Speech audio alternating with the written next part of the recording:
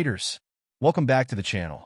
Today, I want to break down an exciting intraday trade I took on State Bank of India on September 6th, 2024. It was a short trade, and I managed to grab a solid 1.5% profit before the stock dipped even further after my exit. Let's dive into how it played out. So, here's the setup. I took the trade when SBI was showing signs of weakness right from the market open. The stock started falling almost immediately, and I saw a perfect shorting opportunity at 806.55 Indian rupees. Now, I had my stop loss tight at 808.80 Indian rupees to manage the risk. Initially, my target was 800 Indian rupees, a psychological level and a decent support zone.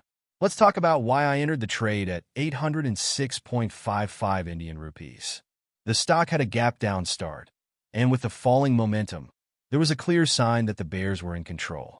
I wanted to catch the wave, so I entered right around this level, placing my stop loss above 808.80 Indian rupees, just to give the trade enough room to breathe without risking too much. Now, what's interesting is how the momentum really picked up after my entry. The stock quickly moved in my favor, heading toward 800 Indian rupees, which was my initial target. But as I watched the price action closely, I noticed the strong selling pressure. Instead of sticking to my original target, I decided to wait it out a bit longer and aimed for a 1.5% profit.